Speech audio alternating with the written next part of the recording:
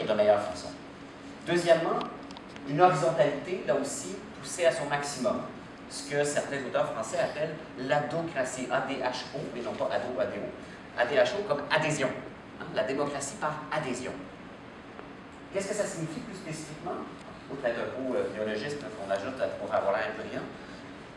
L'adocratie, ça veut dire que je vais, moi, participer politiquement à, si j'en ai envie, mais sur certains enjeux.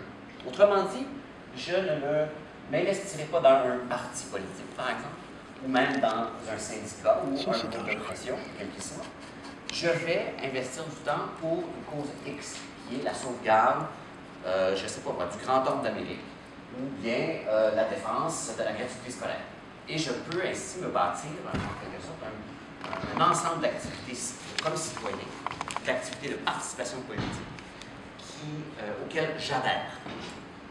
Et finalement, c'est peut-être le principe le plus connu ou le plus spectaculaire, entre guillemets, qui est proposé par les tenants de la démocratie liquide, c'est la transitivité dans la participation politique. Qu'est-ce que ça veut dire la transitivité? Ça veut dire la possibilité de s'échanger l'expertise ou le pouvoir. Par exemple, ça pourrait, dans un cas extrême, qui n'est pas nécessairement scolaire en passant, la possibilité de déléguer son vote. Donc, je ne sais pas pour qui voter. Je vais demander à Vincent, j'ai confiance en Vincent, je vais lui demander de voter pour moi. Donc, il va voter pour lui-même et pour moi. Je lui délègue mon vote.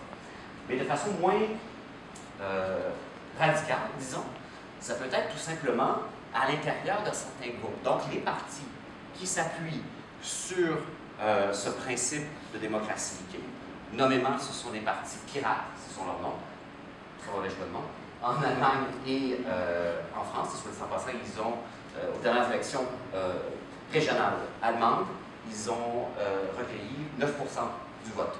Donc, c'est quand même pas marginal. C'est pas assez petit, mais c'est pas marginal. Donc, comment ils vivent, eux, la transitivité?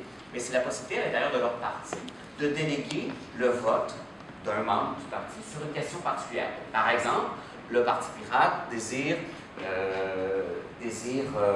déposer une loi ou un règlement favorisant la transparence des données ou la libération des données. Je fais partie du Parti pirate allemand, je n'y connais rien dans cette histoire-là, je ne veux surtout pas rien y connaître, je délègue donc mon vote sur cette question précise à monsieur qui, lui, a une connaissance qui m'apparaît meilleure et donc qui va prendre une meilleure décision. Ça peut être aussi des formes, et là je vais vous laisser un peu en suspens là-dessus, parce que j'aimerais qu'on en reparle d'ici demain, avec ceux qui s'intéressent, va s'en dire. Ça peut être aussi des formes de vote, des formes d'action populaire qui sont maintenant possibles, entre autres grâce à l'informatique, l'informatique au sens large, mais aussi à l'Internet et aux médias sociaux.